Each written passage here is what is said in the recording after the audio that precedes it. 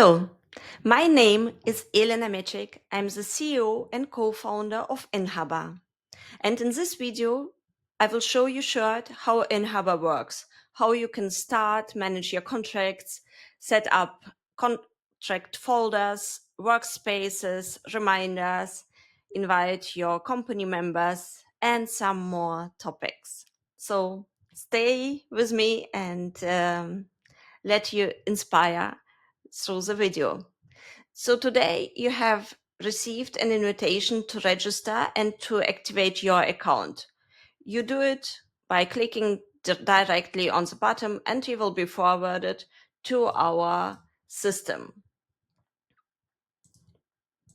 So at first you do have to put your name, your last name, and find a password which is secure enough to show the strength of green. Agree to terms and conditions, sign up. In the next step, you will be required to download your recovery phrase. It is an important part because Inhubber is very specific in the security topics. We encrypt every particular contract with help of the blockchain technology in the background. It's very technological, but it gives you a very high level of security. And that's why you do need a recovery phrase in order to recover your password, for example, in case it gets lost, so we don't send it to you over email. When I enter the platform, I see the home area here. It is structured in a way that I see the status of the contracts I have access to. So we have a deep going access rights structure within our system. And depending on my access rights, I would see different information here. So pending would show you all contracts which you have sent out for signature, for example, but where someone has not signed yet. So the contract becomes active after it has been signed and after the start date of the contract has been passed. But of course, you don't have to necessarily sign contracts on Inhubber. You can also upload contracts directly, so they will become directly active or maybe pending if the start date is still in the future. So signature requests where you would be invited for signature straight here, task management, upcoming events. On the left side, we see workspaces. So you can straight away set up the structure of the contracts as you wish. Let's say I want to manage my IT contracts, my procurement contracts, and maybe my sales contracts. Within each workspace, I can further create subfolders, let's say for license agreements, and maybe I put NDAs here. So that's how I work with the structure. I can go as deep as I wish. I can create even more subfolders and manage access rights. Who is allowed to see what? Who should have no access to this particular folder, etc. So it's very simple and straightforward.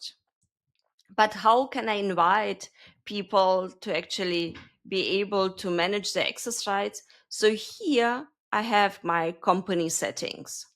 I can already invite additional team members. And once they have registered, I can also change their role. As admin, you would see all contracts stored on our system. As an employee, you could actually manage which access rights the specific person should have. You also have custom fields and document types here. So workspaces, we can also see them here and create maybe some additional ones.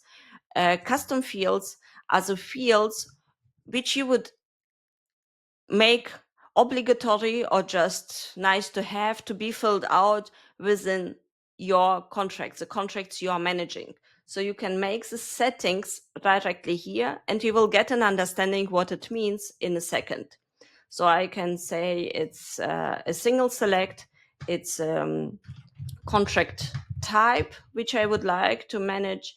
And I want it to be a required field.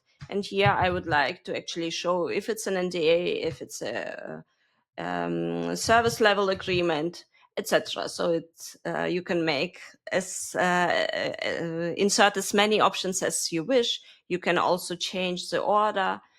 I click on create, and I create another one, cancellation option. Yeah, a cancellation option. Let's make it short, and I make it also a required field. Click on create. In the next step, I will say the document type, the default. I only have one now, but we can make as many document types as you wish. And of course, we talk about contracts PF here, but you can also create a type of document for any other type of information of data you would like to manage. So let's say I will make it a general, and I would like to actually insert the contract type and cancellation option directly here. So back to my workspace, and let's say now I would like to actually create the first document. So I click on create document here, and I see an empty a fact sheet regarding my contract with a title, a description, contract term, financials, and here are the custom fields we just created. So that's how simple it is. So, and that's how I actually decide which information is required. And so contract type, as we saw now, cancellation option, let's say end of December is the cancellation option. So I can straight away already create an event and a reminder for this specific topic. So let's say it is a cancellation option for this contract. It is a repeatable event every year on the 31st of December. Actually, this option happens until the 31st of December. I do have to cancel. I decide who are the recipients. And of course, I don't want to think about it on the 31st of December directly. I want to celebrate. So I would put reminder for myself, let's say 1 month in advance. Yeah, I need around 1 month to think what actually to do with this contract. So that's how I set it up. Check or cancel. Click on create. And that's how the reminder functionality was established. I see it here in the event section now. 1 month before, I will receive this reminder automatically over my email, but I can also add it to my calendar. So by clicking on Outlook, my Outlook calendar will open up with the information I have included here. So especially for high volume, high value contracts, we do recommend also to put a reminder within your calendar. Otherwise, of course, it's enough and your calendar will not be overloaded with this type of reminders. So just receive it over email. Here on the right side, additionally, you can get you can insert the files, the actual files which should be managed. And let's do that short. So I will put just few documents here, or just one, drag and drop, and I can already decide if I want to send it out for e-signature or just to leave it as it is. Maybe it has been signed already, maybe it doesn't actually need it, require signature, so I can already show it right here, signed offline or other. But let me stay with e-signature. I can invite people, like who are the ones who actually should sign the document, or I can also invite viewers. These are the people who would get access rights to this particular contract and who would also be notified regarding the signature process. So here I can invite myself as well. I can say I'm actually the signer. I can add labels, which is kind of additional structuring of the contract. And I can also link documents, maybe contracts which are within different folders, subfolders, which still belong together somehow. So let's say I will actually put here some data, start date, expiry date, maybe the contract value, and custom fields we already filled out.